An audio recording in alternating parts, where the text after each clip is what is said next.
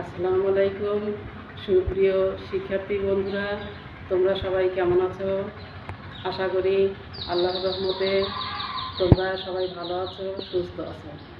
আমিও তোমাদের দোয়ায় আল্লাহর রহমতে ভালো আছি, সুস্থ আছি। আমি কানিজ ফাতেমা, সহকারী শিক্ষক, কয়রা খাদিজা সাইদ উচ্চ বিদ্যালয়, কয়রা বাজার, উল্লাপাড়া, সিরাজগঞ্জ। কয়রা খাদিজা সাইদ উচ্চ বিদ্যালয়ের পক্ষ থেকে এই মুহূর্তে অনলাইন ক্লাসে সামনে যারা বসে আছো তারা প্রস্তুত হয়ে নাও। শিক্ষার্থী বন্ধুরা প্রস্তুত হয়ে নাও, বই খাতা কলম নিয়ে। ষষ্ঠ শ্রেণীর শিক্ষার্থী বন্ধুরা, আজকে আমাদের বিষয় হচ্ছে বাংলা প্রথম পত্র, ক্লাস ষষ্ঠ শ্রেণী, গদ্য 4। গদ্যের নামটা হচ্ছে তোলপাড়। লেখক শওকত ওসমান। আমরা শওকত ওসমান লেখক, তার জীবনীটা আগে জেনে নেই। শওকত ওসমানের প্রকৃত নাম, মানে লেখক পরিচিতি, তার প্রকৃত নাম হচ্ছে আজিজুর রহমান। সাহিত্যিক নাম শওকত ওসমান। তার জন্ম 2 জানুয়ারি 1917 খ্রিস্টাব্দে। তিনি হুগলি জেলার সমল সিংহপুর গ্রামে জন্মগ্রহণ করেন। ওনার পেশা, শওকত ওসমানের পেশা, তিনি ঢাকা কলেজ সহ বিভিন্ন প্রতিষ্ঠানে চাকরি করত। তার উপন্যাস, লিখিত উপন্যাসগুলো, তার মধ্যে কৃতদাসের হাসি, জননী, 2 সৈনিক, নেকড়ে অরণ্য ইত্যাদি। তার উল্লেখযোগ্য গ্রন্থগুলোর মধ্যে পিজারা পোল, ওটন সাহেবের বাংলো, ডিগবাজি, তারা 2 জন, মাসকুইটো ফোন, ছোটদের নানা গল্প, কথা রচনার কথা, পঞ্চ সঙ্গী। তার উল্লেখযোগ্য নাটক তস্কর ও লস্কর, আমলার মামলা, বাগদাদের কবি ইত্যাদি। তার পুরস্কার, অনেকে কিছুই পুরস্কার পেয়েছে। তার মধ্যে আদমজী সাহিত্য পুরস্কার, বাংলা একাডেমি সাহিত্য পুরস্কার, 21 পদক, নাসিরুদ্দিন স্বর্ণপদক, ফিলিপস সাহিত্য পুরস্কারে তিনি ভূষিত হন। তার মৃত্যু 14 মে 1998 খ্রিস্টাব্দ। তো বন্ধুরা, আমরা লেখক পরিচিতিটা জানতে পারলাম। এবার আমরা তোমাদের পাঠে ফিরে আসি।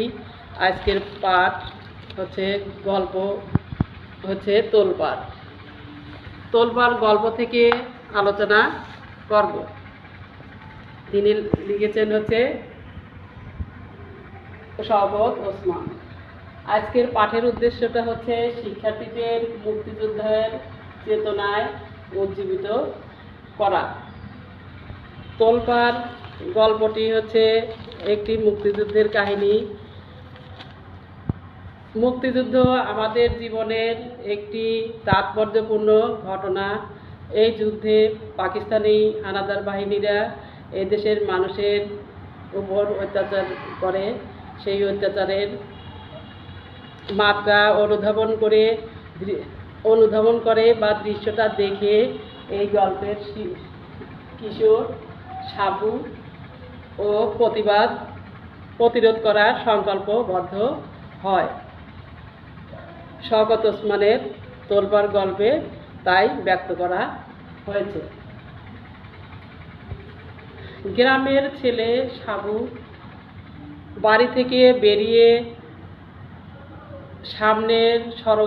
সামনের রোড বা সড়ক যেটাই আছে সেটাতে দেখে শহর থেকে অনেক লোক, হাজার হাজার লোক শহর থেকে পালাচ্ছে। অত্যাচারিত ক্লান্ত মানুষদের সে মুড়ি বা পানি পান করানোর পরেও সে তার মনে সান্ত্বনা খোঁজে। সাবু দেখতে পায় নারী, শিশু, বৃদ্ধ নির্বিচারে ওখানে হাজার হাজার মানুষ দিনমজুরি সবাই শহর থেকে পালাচ্ছে। পাকিস্তানি সেনারা নির্বিচারে হাতের কাছে যারা আছে পুরুষ সহ সবাইকেই নির্বিচারে হত্যা করছে বলে সেই সংবাদটা সাবু তারা পায়। এবং পুত্রবধূ পথে চলতে পুত্রবধূ, শিশু, নাতি নাতনি সহ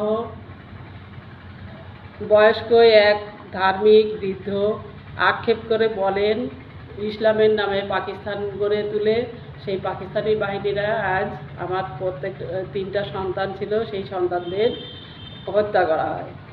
পাকিস্তানি হানাদার বাহিনীর এই নিষ্ঠুরতা অনুভব করে সাবু ক্ষুব্ধ হয়। শহরত্যাগী মানুষের অসহায়ত্ব বা দুঃখ দুর্দশা দেখে সাবুর মনে বেদনায় ভরে ওঠে এবং পাকিস্তানিদের প্রতি তার ঘৃণা বাড়তে থাকে। তাদের অত্যাচারের মোকাবেলা করার জন্য তার কিশোর মন, সাবুর মনটা চাঞ্চল্য হয়ে ওঠে।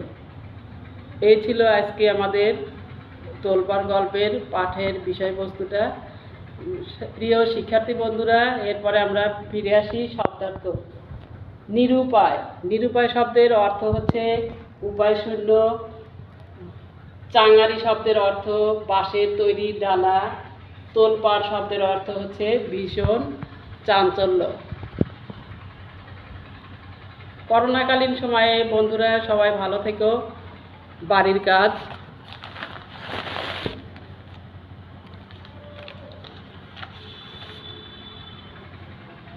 তোমাদের এলাকায় মুক্তিযুদ্ধের সময় কি কি ঘটেছিল তা একটি স্থানীয় একজন মুক্তিযোদ্ধার কাছ থেকে জেনে নিবে এবং সেটা খাতায় লিখে রাখবে।